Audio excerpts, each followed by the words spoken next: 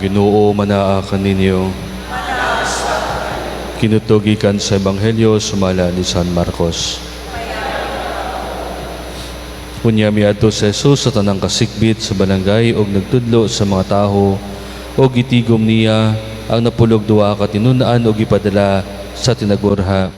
Unya iyang gihatagan sila sa gahom sa pagtingilin sa mga yawa o giingnan sila, ayaw kamo pagdalag pagkaon ni puntil ni kwarta o bisan unsa gawas lamang sa sungkod. Pagsandalyas kamo apan ayaw pagdalag laing bisti gawas sa inyong gisulob. Mingon usab siya kanila, sa inyong pag-abot sa lungsod adto saka sa balay sa nagdapit kaninyo ayawang balhin sa laing balay hangtod ubiya kamo ni anang lungsura. Kung mahiadto kamo sa usa ka dapit diin ang mga tao dili mo dawat kaninyo o dili mamati kaninyo, biyai ka ng dapita o taktaka ang abog sa inyong tiil. Pasidaan kini alang kanila. Busa ng lakaw sila o nagwali nga ang mga tao kinahanglan maginulsol sa ilang mga sala. Ilang gihinginlan ang daghang mga yawa o gihaplasan nilang lana o giayo ang daghang mga masakiton. Ang Ebanghelyo sa Ginoo.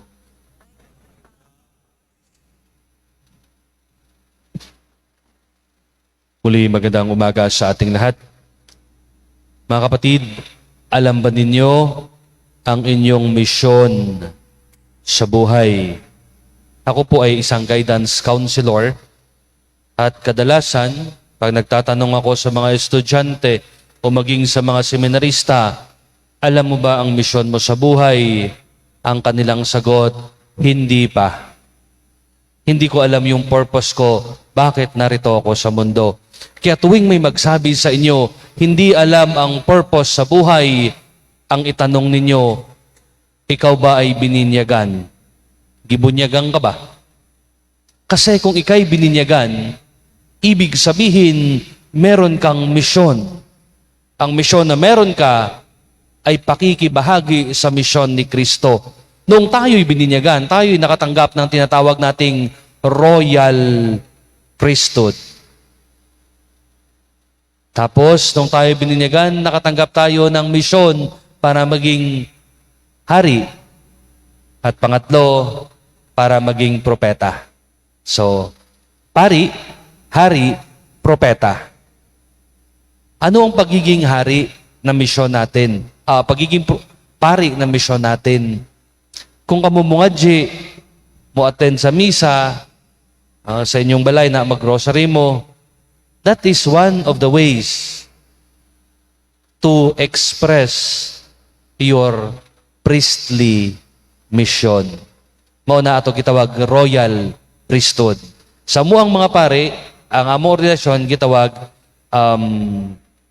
nalimot ko, no? Pero royal priesthood and sacramental priesthood. Sacramental priesthood, kami ignorinahan. Pero kitang tanan pare, kay kita tanang gibunyagan. So that's royal priesthood. Ano ang pagiging hari? Kung ang sa mundo ang pagiging hari, pinagsisilbihan ka sa pakikibahagi sa misyon ni Kristo, ang pagiging hari ay ang pagsilbi sa iba. He came to serve, not to be served. At pangatlo, ang pagiging propeta ay ang pagsasabi ng salita ng Diyos, walang labis, walang kulang.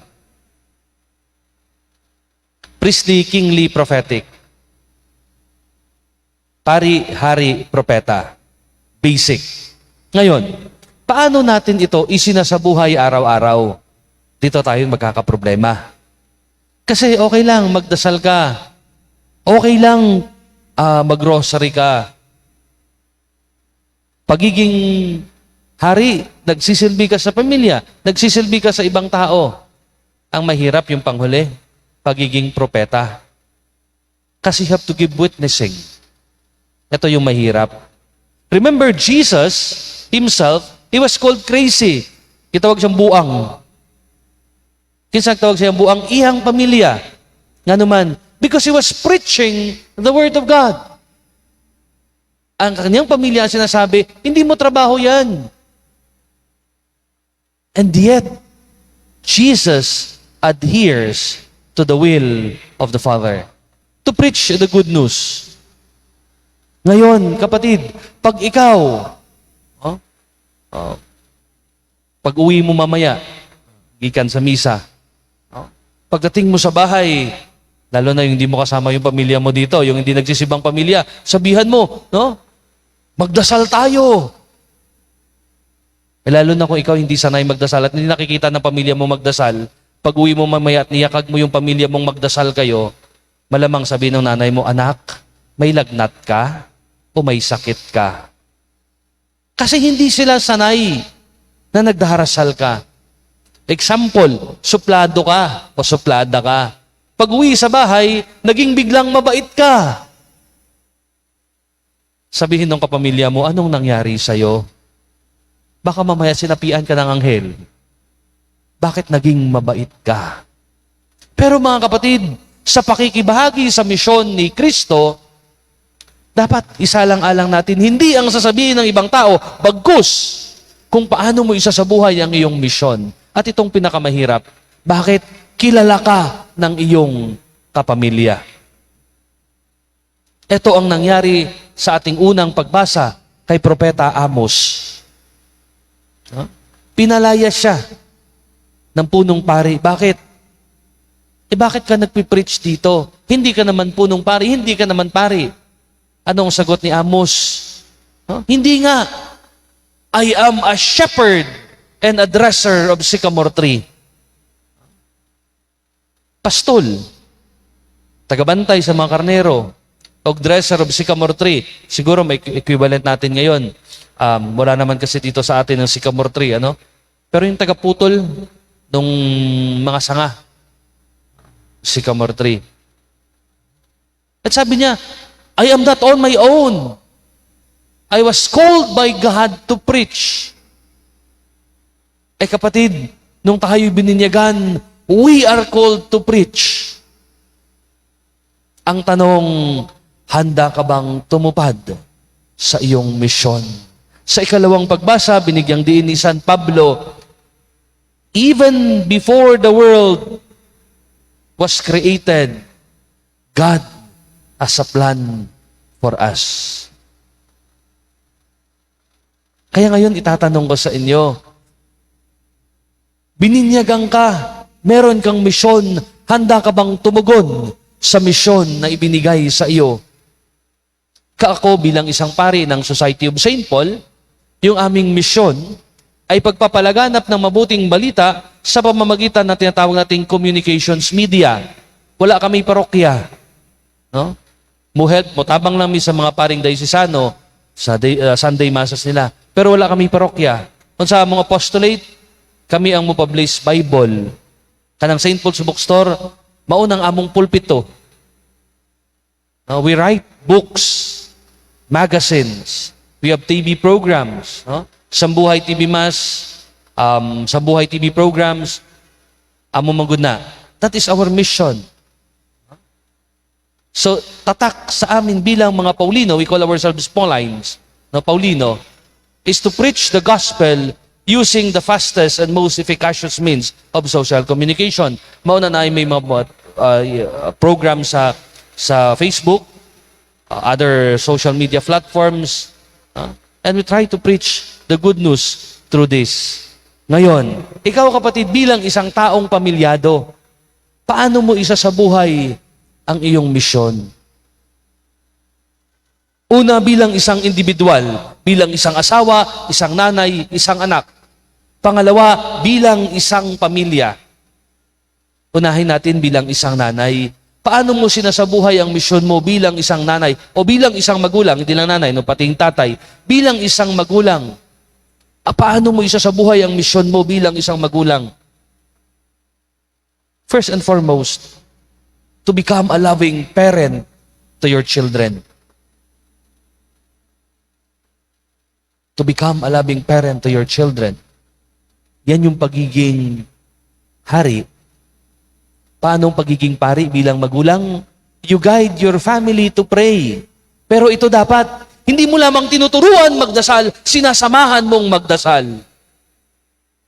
At pangatlo, Paano mo isinasabuhay ang pagiging propeta bilang isang magulang, na ikaw bilang isang magulang nagiging ehemplo, halimbawa sa iyong anak. Huwag mong sabihan yung anak mo, anak, huwag kang manigarilyo kung ikay naninigarilyo. Huwag mong sabihan, huwag kang magsugal kung ikay nagsusugal. Higit sa lahat, huwag mong sabihan, dapat maging mapagmahal ka kung sarili mong pamilya, sinasaktan mo. Yun, misyon bilang isang individual. Bilang isang anak, anong misyon mo bilang isang anak? Una, bilang hari, pagiging magalang at mapagmahal sa iyong magulang at mga kapatid. Yung bunsong kapatid, hindi utusan yan. Kasi kadalasan, si bunso ang inuutusan. Pag si nanay o si tatay, inutusan si panganay, ituturo niya yung sunod. Yung sunod, ituturo rin si bunso. Hindi niyo utusan ng nakakabatang kapatid. Bilang pari, paano mo isinasabuhay yon bilang isang anak? Hindi lang magulang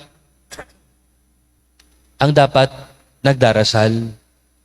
Kung ikaw anak, yung magulang mo, masyado nang busy sa social media, hindi na kayo nakakapag-grocery, bilang anak, mission mo to correct your parents. Kanina ka pa nagpe-Facebook. Naalala ko yung tita ko, nung bago pa lang yung Farm Bill, member siya ng Handmaid of the Lord. Magmi-meeting na, nagpa-Farm Bill pa. Huh? So we have to remind, tita, may meeting ka pa. Nay, may meeting ka pa. At pagiging propeta, again, to give witness na kahit gaano ang tensyon sa pamilya, no, you remain respectful and you speak the truth all the time. Hindi ho ako naniniwala sa sinasabi nilang white lies. White lies man yan, red, blue, o anumang kulay yan, pagsisinungaling pa rin yan. Mas maganda, nagiging totoo ka sa iyong magulang. No? Naalala ko yung aking pamangkin. Nabasag niya yung flower vase. Pumunta sa mami niya, Mami, I'm sorry, pwede niyo na po akong paluin. Sabi na mami niya, bakit? Mami, nabasag ko yung flower vase. Niyakap nung mami. Sabi niya, anak, hindi kita papaluin.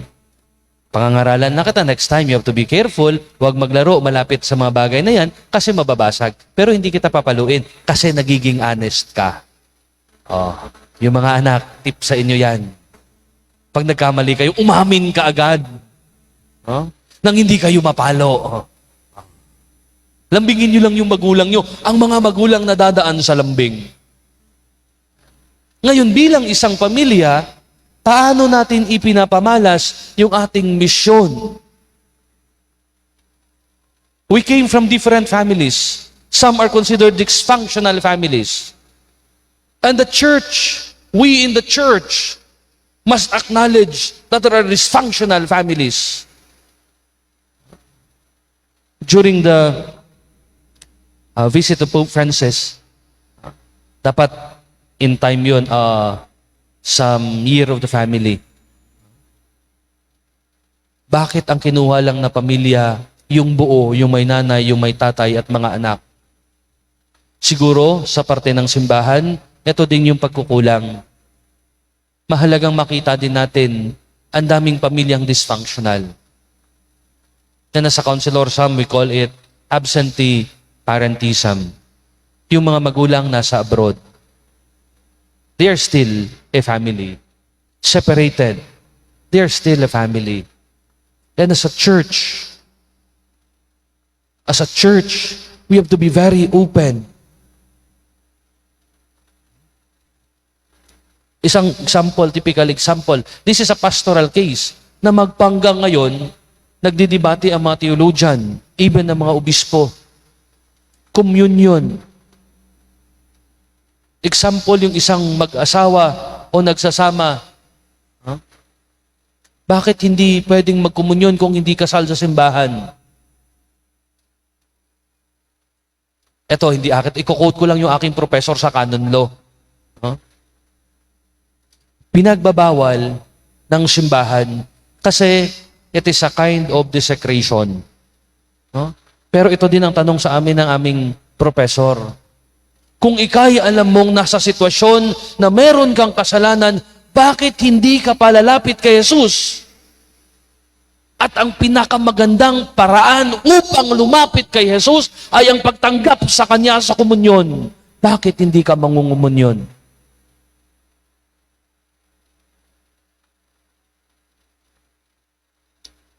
We speak of the church. We speak of the church as the church of the poor. Pero sa maraming pagkakataon, bakit hindi ramdam ng mga mahihirap na bahagi sila ng simbahan?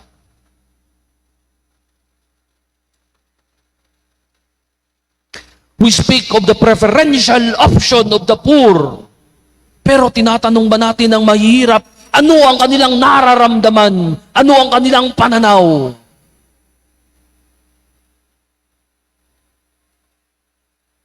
As a family, we are the domestic church.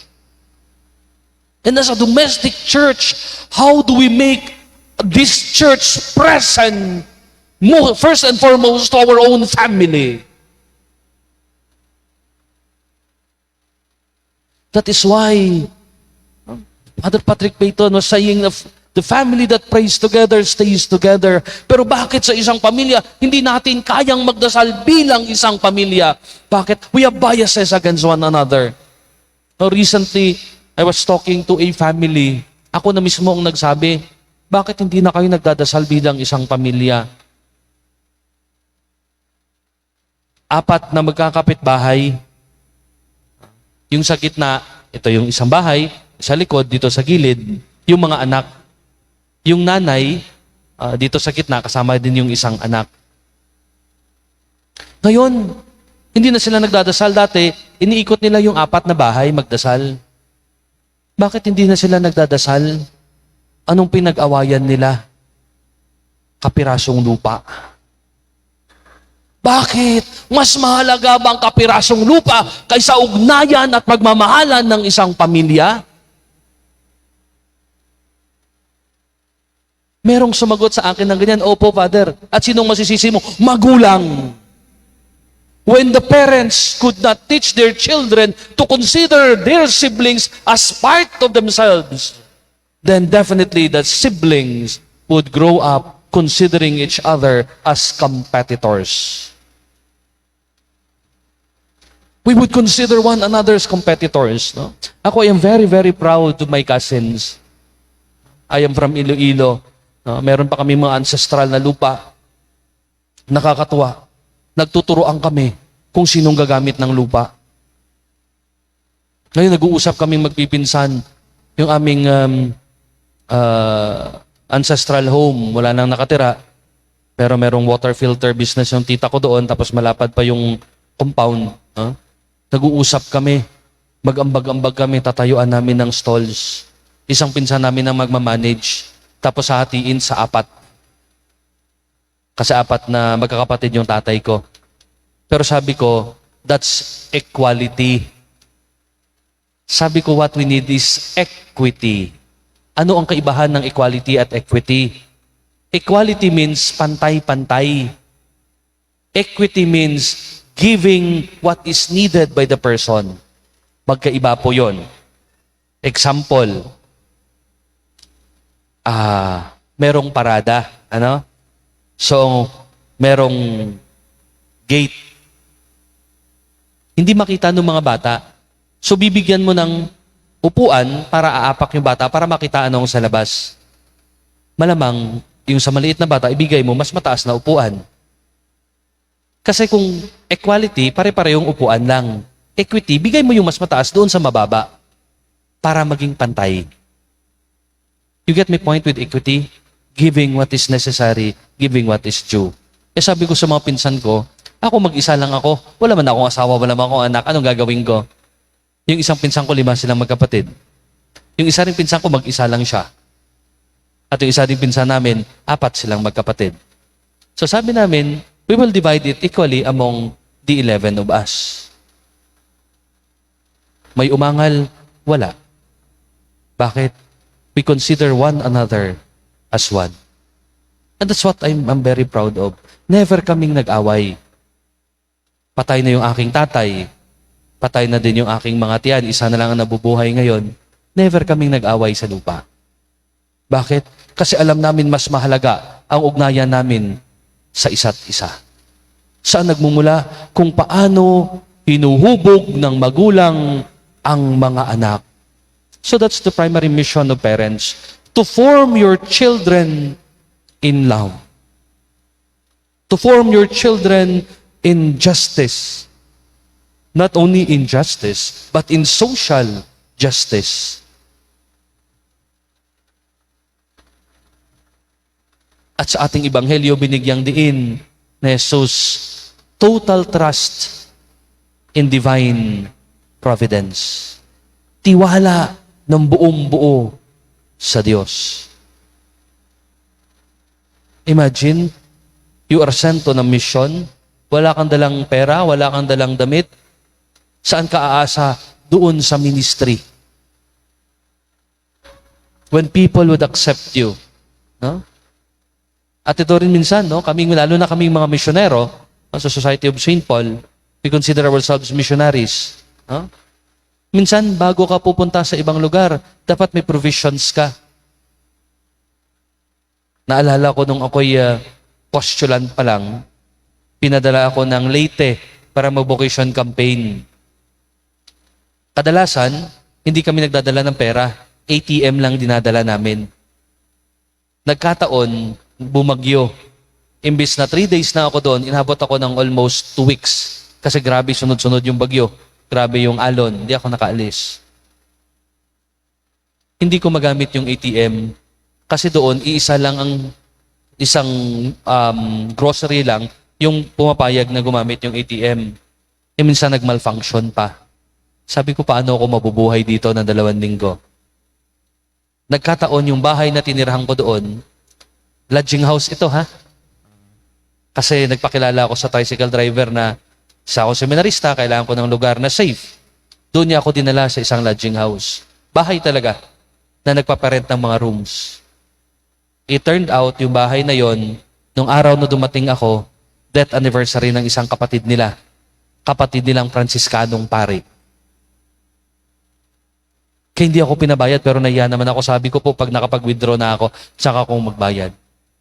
Providence. Halos 2 weeks, doon ako nakatira sa kanila. Nahihiya na ako. Pinapakain nila ako. Merong maayos na tulugan. May maayos na banyo. Talikuran. Providence. Kaya sabi ko, ang Diyos, marunong talaga. Ano lang hinihintay sa atin? Tiwala. Patience. Patience and trust. Sa ating pong pagpapatuloy, nawa mga kapatid, tandaan natin, ha? Kahit gaano man yung ating kaganda, yung ating misyon at intensyon, may mga pagkakataon na tayo'y ma-reject. May mga pagkakataon na hindi tayo tatanggapin. Pero wag niyong pag-ukulan ng pansin. Kasi at the end of the day, anong mahalaga? Naging tapat ka sa misyon mo. Hindi sa rejection, but sa misyon. Pagpalain tayong lahat.